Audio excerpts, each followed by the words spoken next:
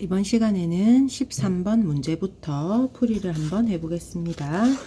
2018학년도 문제 5페이지를 펴주시기 바랍니다. 자, 13번 문제는 문장 성분과 관련된 문제입니다. 지난번 문법 풀이에서도 문장 성분 관련한 문제가 있었고, 그리고 품사와 연결해서 선생님이 필기를 해주고 품사와 문장 성분을 각 체계를 구별해서 간단하게 설명을 해줬었습니다. 13번 문제 같이 한번 보겠습니다. 보기의 자료를 근거로 할 때 활동에 대한 답으로 적절한 것은 보기, 자료, 구문도에는 문장의 짜임을 그림으로 풀이한 것이다.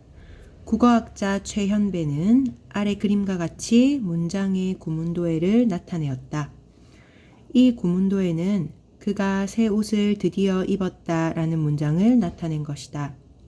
중간에 내리근 세로줄 왼편에는 주 성분인 주어, 그가 목적어, 옷을 서술어, 입었다를, 오른편에는 부속 성분인 관형어, 새, 부사어 드디어를 배치하였다. 그리고 서로 다른 두 성분 사이에는 가로로 외줄을 그었는데 특히 주어 부분과 그 외의 부분을 구분할 때에는 가로로 쌍줄을 그었다. 또한 조사는 앞말과의 사이에 짧은 세로줄을 그어 표시하였다. 자, 이 자료를 통해서 우리가 알 수 있는 것은 문장의 짜임을 구문도해라는 것으로 표현했다는 것입니다. 그렇다면 이 오른쪽에 있는 이 구문도해가 어떻게 구분되어 있는지를 자료를 보고 이해를 하는 것입니다. 먼저 문장의 짜임을 나타내려면 각 문장 성분이 무엇인지를 확인하는 것이 중요합니다. 그가 새 옷을 드디어 입었다라는 이 문장을 문장 성분으로 한번 나누어 봅시다. 그가 새 옷을 드디어 입었다까지 이렇게 나누고, 그가는 주어죠, 문장에서. 그리고 새는 옷을 꾸며주는 관형어입니다. 그리고 옷을은 목적어이고, 드디어는 입었다를 꾸며주는 부사어입니다. 그리고 입었다는 서술어가 되겠죠. 이렇게 각 문장 성분을 먼저 구분을 하고 구문도해를 보겠습니다. 구문도해의 이 세로줄을 기준으로 왼쪽은 주 성분이죠. 그리고 오른쪽은 부속 성분이 들어갑니다. 그리고 가로줄은 각 문장 성분을 구분해 놓은 것이고, 이 중에서 특이점은 주어, 그가 뒤에 두 줄이 가로로 그어져 있죠. 이것은 주어와 그 외의 부분을 구분할 때 두 줄, 주어 뒤에는 다른 성분들과 구분하는 가로 두 줄을 긋는다는 것입니다. 그리고 조사는 앞말과의 사이에 이렇게 짧은 세로줄을 그어서 구분을 해놓는다는 점, 여기까지가 이 구문도해에 대한 내용입니다. 그러면 이 설명을 통해서 아래의 활동을 구문도해로 바르게 나타낸 것을 고르는 것이 이번 문제에 대한 답이 되겠습니다. 자, 아래쪽에 활동 문장 한번 보겠습니다. 나는 그 책도 샀다입니다. 그럼 먼저 우선적으로 각 문장 성분을 나누어 봐야 되겠죠. 나는은 무엇입니까? 문장에서의 주어가 되겠죠. 주어. 그는 무엇일까요? 그는 책을 꾸며주기 때문에 관형어가 되겠죠. 그리고 책도는 문장 성분이 무엇일까요? 자, 책도는 도라는 이 조사가 붙어 있는데 사실은 이 자리가 무엇의 자리냐면 나는 책을 샀다 해서 대상이 되는 자리죠. 그래서 이 책을 샀다라는 이 자리는 지금 도라는 다른 조사로 바뀌어 있지만 문장 속에서 목적어, 대상에 해당하는 목적어 자리가 되겠습니다. 이 부분을 만약에 여러분들이 파악을 못했다면 목적어라는 것을 확인을 못했겠죠. 책을 샀다기 때문에 주어가 어떤 행동을 하는 대상이 들어가는 목적어 자리입니다. 그리고 샀다는 문장에서 서술어가 되겠죠. 그러면 각 문장 성분에 따라서 구문도해로 나누어 본다면 일단 주 성분은 주어와 목적어와 서술어가 되겠습니다. 주 성분은 왼쪽으로 들어가야 되고 이 그라는 관형어는 부속 성분이기 때문에 문장의 오른쪽에 들어가게 되겠죠. 그렇게 한번 찾아보고 그리고 주어와 다른 주어 이외의 다른 성분들 사이에는 가로줄 두 줄이 그어져 있어야 되고 그리고 여기 주어에 해당하는 나는 조사가 나는이죠. 구분되어 있어야 되겠고 또 목적어에 해당하는 책도도 책과 조사도가 구분되어 있어야 되겠습니다. 자, 이 모든 것에 해당하는 건 몇 번일까요? 정답은 1번이 되겠죠. 1번. 자, 어려운 것 없으니까 다음 14번. 14번 문제 보겠습니다. 14번 문제는 국어 사전에 나오는 정보를 파악하는 문제입니다. 이런 문제도 종종 나오기 때문에 한번 확인해 놓는 것이 좋겠죠. 보기에 제시된 국어 사전의 정보를 탐구한 내용으로 적절하지 않은 것은 보기 없다 그리고 있다 이 두 개의 단어가 나와 있습니다. 자, 여기에 나와 있는 정보를 한번 같이 확인해 보겠습니다. 이 없다와 있다 옆에 이 표시되어 있는 큰 대가로로 나와 있는 부분은 소리, 그러니까 발음을 표시하는 것이죠. 없다, 있다 이렇게 발음이 되는 것이고 이 없다에는 가운데 똥똥 줄이 그어져 점이 두 개 이제 찍혀 있는데 이거는 길게 업을 길게 발음한다는 소리입니다. 그러니까 없다라고 발음을 하는 거죠, 우리가. 그래서 장음을 표시하는 기호입니다. 그리고 이 뒤에 있는 없어 없으니 없는 있어 있으니 있는 이거는 이 없다와 있다가 활용을 어떻게 하는지 우리 동사나 형용사는 활용을 한다고 했죠. 그래서 이 어간에 다양한 어미들이 붙어서 어떻게 활용을 하는지 그 활용의 모양을 형태를 보여주는 것입니다. 그리고 네모로 형 또는 동이라고 적혀 있는 거는 품사가 형용사 또는 동사라는 뜻이겠죠. 그리고 그 옆에 나와 있는 뜻이 풀어져 있고 뜻이 풀어져 있는 뒤에는 예문도 나와 있습니다. 예문이 나와 있고 그리고 있다의 괄호 1번을 보면 여기 에라는 말이 있죠. 에. 이런 거는 이 있다가 동사로 쓰일 때 1번의 뜻으로 쓰일 때 반드시 필요로 하는 문장 성분이 바로 에라는 것입니다. 뭐뭐에 있다가 반드시 되어야 된다 해서 뭐뭐에라는 이 문장 성분이 반드시 수반된다라는 그런 정보를 나타내고 있습니다. 여기서 에는 장소를 나타내는 부사격 조사예요. 그래서 여기 예문을 한번 볼까? 그는 학교에 있다 해서 이 학교는 부사어에 해당합니다. 원래 부사어는 필수적으로 갖춰지는 주성분이 아니죠. 부속 성분인데 여기서는 에가 꼭 필요하기 때문에 이 에를 필수적으로 갖추어지는 부사어라 해서 우리 이제 문법적으로 필수 부사어라고 합니다. 이것도 우리가 문장 성분할 때 선생님이 가르쳐 줬는데 여러분들 아마 기억하는 친구들이 거의 없을 겁니다. 그래서 이런 이제 특히나 에라는 부사격 조사가 붙는 이런 부사어는 문장 안에서 필수 부사어로 기능을 한다라는 것입니다. 그 다음에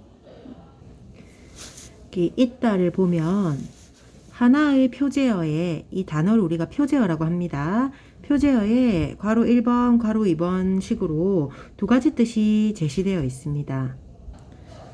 이 뜻은 하나의 단어가 두 가지의 뜻을 지금 가지고 있다는 것이죠. 그래서 하나의 단어가 이렇게 여러 가지 의미를 가지고 있을 때 우리는 다이어라고 합니다. 자, 이렇게 여기 제시되어 있는 정보들을 가지고 보고 적절하지 않은 것을 한번 골라보겠습니다. 1번 없다는 장음 보호를 표시하여 어간이 긴 소리로 발음된다는 것을 나타내고 있군. 맞죠? 2번 있다는 하나의 표제어 아래에 두 가지 뜻을 제시한 것으로 보아 다이어라고 할 수 있군. 이것도 맞습니다. 3번 있다 일은 주어 외에 필수적으로 갖추어야 하는 문장 성분에 대한 정보를 나타내고 있군. 그 필수적으로 갖추어야 하는 문장 성분이 뭐였죠? 필수 부사어로 표현되는 에였죠. 4번 없다와 있다이는 품사가 서로 같고 의미상 반의관계에 있음을 알 수 있군. 없다와 있다이는 둘 다 형용사로서 품사가 같고 의미를 읽어보면 두 의미가 반의관계에 있다는 걸 확인할 수 있습니다. 5번 없다와 있다는 모두 활용할 때 어간의 형태가 불규칙적으로 변하는 단어에 해당하는군. 자, 여기서 불규칙적으로 변한다라는 것은 활용할 때 불규칙 활용을 한다라는 말인데, 이 불규칙 활용은 활용할 때 어간이나 어미의 기본 형태가 유지되지 않는, 그리고 또 규칙적으로 활용되지 않는, 어떤 규칙으로 설명되지 않는 이런 활용을 말합니다. 여기서 보면 없다로 다시 올라가 볼게요. 없다는 어떻게 활용을 하죠? 없어, 없으니, 없는. 그러면 여기에 활용할 때 어간은 업이고 뒤에 어미 어나 은이나 는이나 이런 어미들이 붙는 것이죠. 어간의 형태가 고정되어 있고 어미들이 붙는 것, 형태적으로 문제가 없죠. 그래서 없다 같은 경우는 불규칙이 아니라 어간이나 어미의 기본 형태가 유지되는 규칙 활용입니다. 있다도 마찬가지입니다. 있어, 있으니, 있는. it이라는 어간이 형태가 고정이 되고 나머지 어미들도 붙는 것이기 때문에 불규칙적으로 변하는 단어가 아닌 것입니다. 그래서 정답은 5번입니다. 그렇다면 불규칙적으로 변하는 것이 어떤 것인지 간단하게 한번 예를 선생님 들어볼게요. 불규칙 활용 굉장히 여러 개인데 그래도 여러분들이 이런 식의 활용이 불규칙적 활용이다라는 것을 봐놓으면 도움이 될 것 같아서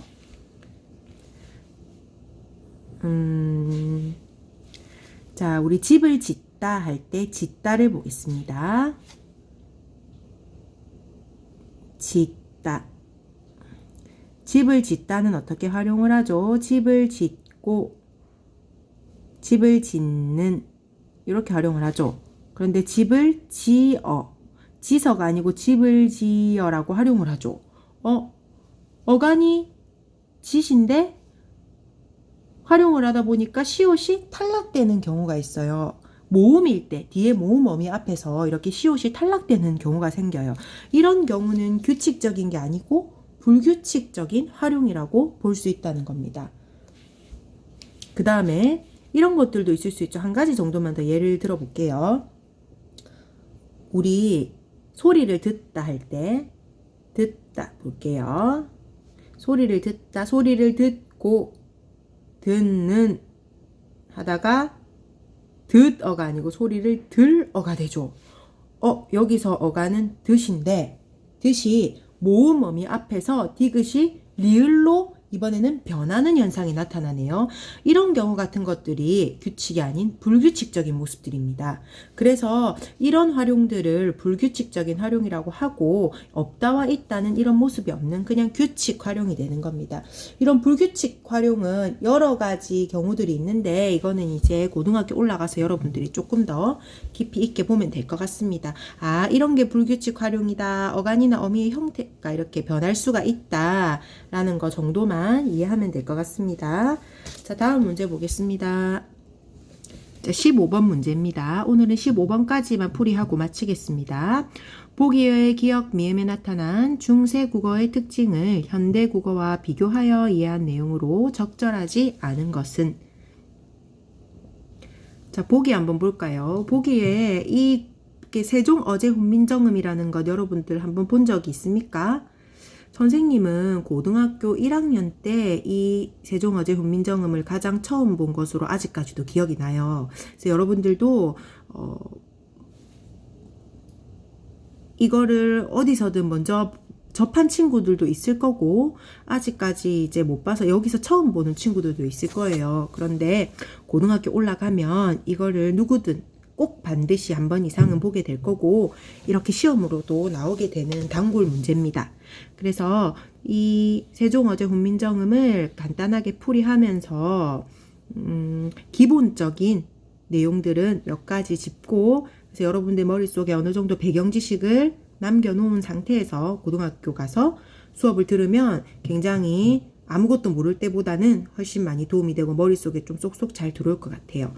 지금 보면 이게 다 중세국어거든요, 여러분들. 여러분들이 잘 보지 못한 단어들이나 글자들이 좀 보이죠? 자, 선생님이 먼저 한번 읽어보겠습니다. 나란 말쌈이 둥기게 달아 문장화로 서르 삼았디 아니할세. 이런 전차로 어린 백성이 니르고저 홀빼이셔도 마첨내 제 뜻을 실업혀디 못할 놈이 하니라. 내 일을 윙하야 어여삐 여겨 새로 28자를 맹가노니 사람마다 해여 수벤 이겨 날로 숨에 편안히 하고자 할 따름이니라. 이렇게 읽어주면 됩니다. 자, 일단 세종어제 훈민정음이 무슨 뜻인지부터 한번 같이 볼게요. 세종은 세종 임금님을 말합니다. 세종이 어제는 임금, 어자, 임금이 만들었다라는 겁니다. 임금님이 만든 훈민정음. 훈민정음은 아시죠? 백성을 가르치는 바른 소리. 자, 먼저 현대어 풀이부터 한번 읽어보고 중요한 내용 체크할게요. 현대어 풀이.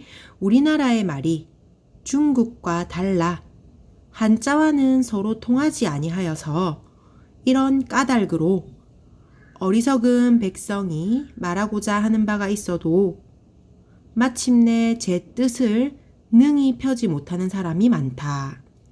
내가 이를 위하여 가엾게 여겨 새로 28자를 만드니 사람마다 하여금 쉽게 익혀서 날마다 쓰는데 편하게 하고자 할 따름이다. 왜 훈민정음을 창제했는지 그 까닭이 나와 있습니다. 자, 이 위에 세종어제 훈민정음이 중세국어에 나타난 문법적인 내용들을 다 살펴보려면 굉장히 많은 시간이 걸리거든요. 그래서 그렇게 좀 깊이 있게는 선생님이 하지 않고 또 여러분들 수준에 조금 너무 깊게 다 다루면 여러분들 이해하기도 어려울 것 같고 해서 선생님이 조금 기본적인 또는 중요한 내용들만 짚어서 설명을 해주겠습니다. 나란 말싸미에서 나랏 할 때 이 시옷은 관형격 조사입니다. 사이 시옷인데 해석을 하면 나라의 말씀이라는 겁니다. 우리나라의 의와 똑같아요. 그래서 이 사이 시옷은 관형격 조사. 관형격 조사. 의라는 뜻으로 해석하면 됩니다. 나라의 말씀이 우리나라의 말입니다. 말쌈은 말입니다. 이 아래 악자는 알고 있죠? 나라의 말쌈. 여기서 원래는 말쌈인데 미음이 위로 올라갔죠? 말쌈이가 아니고 말쌈이로 표기하죠. 지금 우리 현대어 표기와는 다르죠? 이어적기를 하고 있는 겁니다. 이어적기. 받침을 뒤에 이응에다가 그대로 이어 적으면서 지금 우리의 현대의 표기와는 좀 다르다라는 거. 이 정도는 볼 수 있겠죠. 기억해 보면 둥기게 달아라고 되어 있죠. 둥기은 중국입니다. 중국. 요렇게 왼쪽에다 한자를 써놓고 음을 한글로 표시해 놓은 이런 표기를 뭐라고 하냐면 동국 정운 방식의 동국 정운식 한자 표기라고 합니다. 한자 표기. 동국 정운식 표기라고 하는데 표지가 아니고 표기.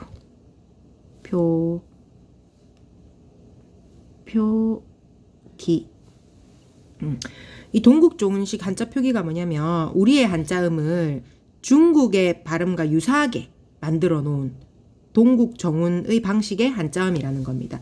예, 조금 쓰이다가 나중에는 사라지게 됩니다. 그래서 이렇게 한자 쓰여 있고 이상한 방식으로 융익 해놨죠.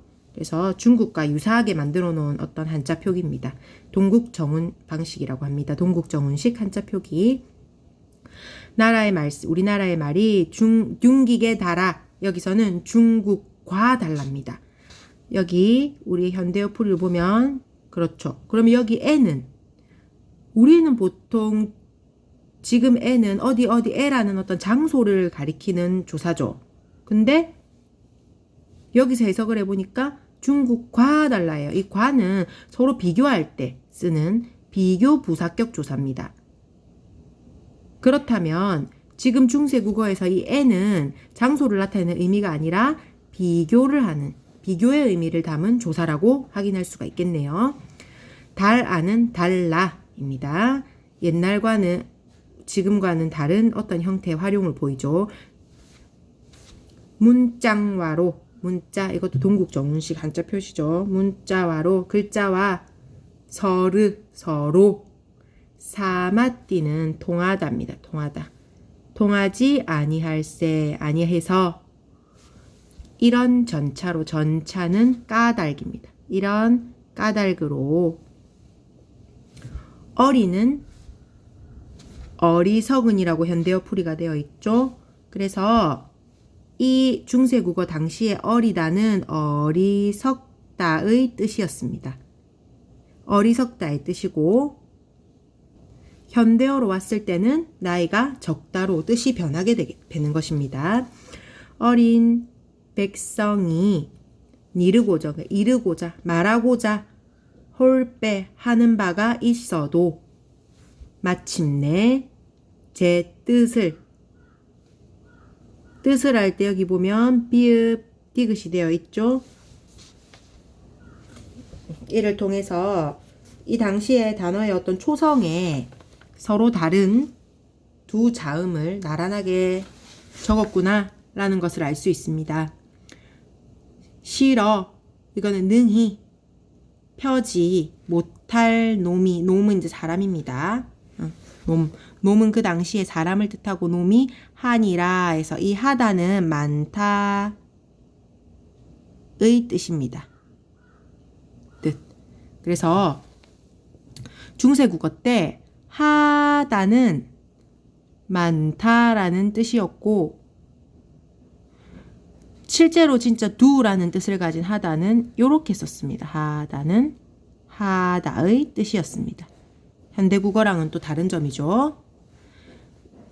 내 일을 위하여 어여삐는 어여쁘다라는 건 지금 예쁘다라는 뜻인데 그 당시에는 불쌍하다라는 뜻입니다.